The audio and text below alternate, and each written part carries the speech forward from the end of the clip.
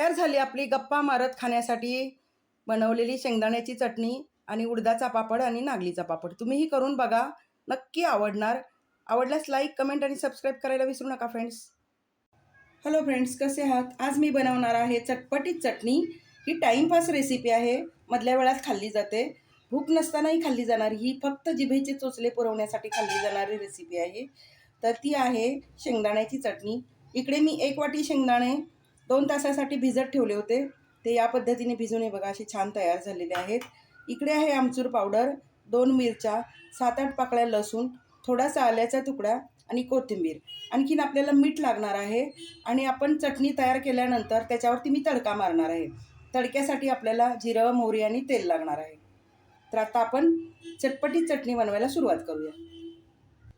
तर आत्ता मी मिक्सरच्या भांड्यामध्ये शेंगदाणे घेतलेत आणि हे सगळे मसाले म्हणजे मीठ, मिरची, आलं, कोथिंबीर आणि चवीपुरतं मीठ घालून मी दळून घेणार आहे.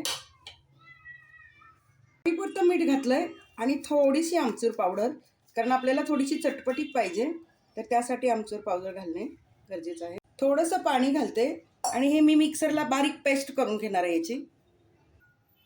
इकडे चटणी मी या पद्धतीनं बारीक करून घेतलेली आहे, एकदम पेस्ट केलेली आहे. आता आपण ती भांड्यात काढून घेऊया.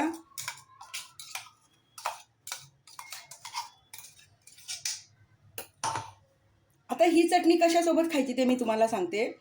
ही चटणी चवीला एवढी छान लागते. आपण आता याच्यावरती पहिला तडका घालणार आहोत आणि तडका घालून झालं की त्याच कढईमध्ये आपण उडदाचा आणि नाचणीचा पापड तळणार आहोत.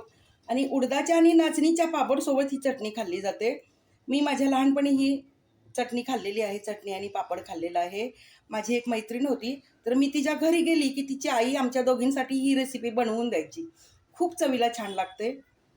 चटणीसोबत खाण्यासाठी इकडे मी 2 उडदाचे पापड घेतलेले आहेत. 2 उडदाचे पापड आहेत आणि हे 2 नाचणीचे पापड आहेत. नाचणीचे पापड खूप मोठे म्हणजे आहेत आणि आपण कढईमध्ये घातल्यावर ते आणखीन फुलणार, म्हणून मी हे दोन्ही थोडेसे मध्ये तोडून तळणार आहे. तर आत्ता आपण पापड तळून घेऊया. इकडे तेल गरम झालेलं आहे. पहिल्यांदा मी भाजून घेते, तळून घेते. उडदाचा पापड आहे, मी घरीच बनवते हे सगळे पापड. उन्हाळ्यातनं आता फेब्रुवारीत माझं वाळवण चालू होईल, तेव्हा मी ह्या रेसिपी दाखवेन. दोन्हीही पापड मी छान भाजून घेते. हे बघा, माझे हे घरगुती पापड आहेत आणि केवढे मोठे फुललेले आहेत उडीद पापड. हा आहे नागलीचा पापड, नाचणीचा. तो मी मध्ये तोडून घेतलाय कारण हा जास्त फुलतो आणि कढईमध्ये मी तेल कमीच घातलेलं आहे आणि कढई पण छोटी आहे, त्यामुळे मी अर्धा पापड तळून घेणार आहे. हे बघा किती मोठा झालाय, अर्धा तुकडाही किती मोठा झालाय.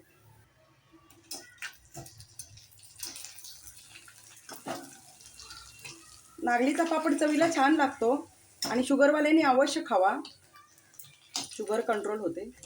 नाचणीची भाकरी तर खाल्ली तर अप्रतिम लागते.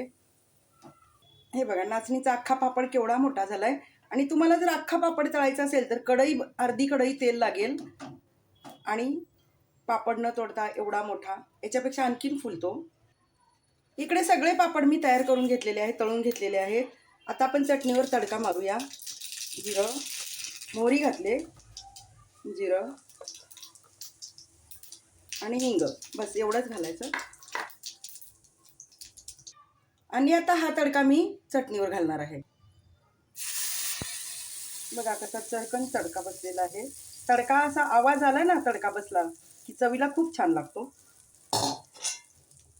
आता आपण हे सगळं मिक्स करून घेऊया आणि थंड होऊ देऊया. झाली आपली शेंगदाण्याची चटणी आणि पापड तयार.